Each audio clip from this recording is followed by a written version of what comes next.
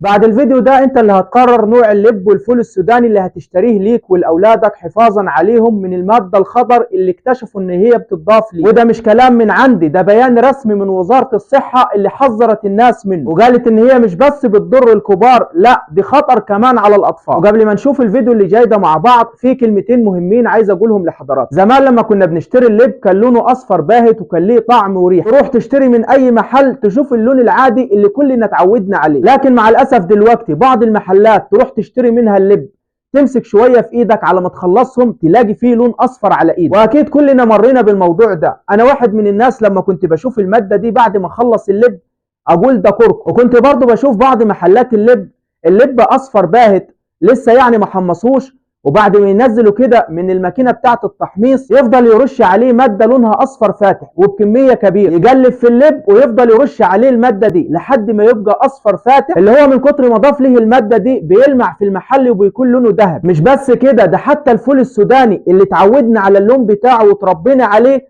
برضه ده كمان اتغير. تيجي تشتري من الواحد فيهم ويقول لك ده مش فول سوداني ده ذهب، ويفضل يعمل فيه كده. وهرجع واقول لك والله اني كنت فاكره كركم لحد ما وزاره الصحه اصدرت بيان رسمي ان اللب والفول السوداني بيتضاف ليهم ماده خطر، والماده دي صعبه على الكبار، بتسبب لهم امراض مع الوقت وصعبه على الصغيرين. وبالفعل تم التحرك والتفتيش على بعض المحلات ومسكوا عندهم الماده اللي بقول لحضراتكم عليها. وتعالوا نشوف الفيديو اللي جاي ده وبعدها نكمل كلامنا واقول لكم اي نوع لب تشتروه واي محل تتعاملوا معاه. خد بالك وهقولها لك تاني، ما تزعلش من الحملات اللي بتحصل دي على اي نوع اكل وشراب، دي حاجة فايدة ليك تعرفك تتعامل مع مين وتسيبك من مين.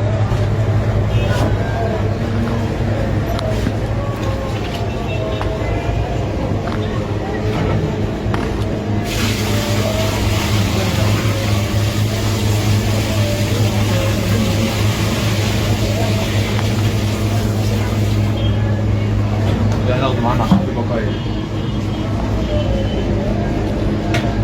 وهذا وقطع بقايا يعني. ايوه يبقى في بقايا صح؟ في بقايا. هات يا باشا هات في بقايا.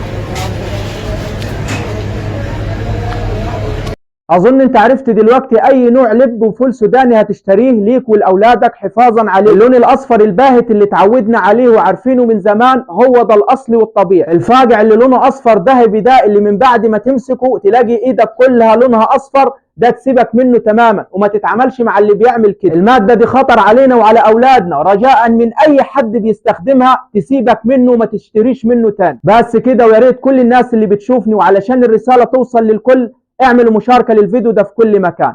أشوفكم على خير والسلام عليكم ورحمة الله وبركاته.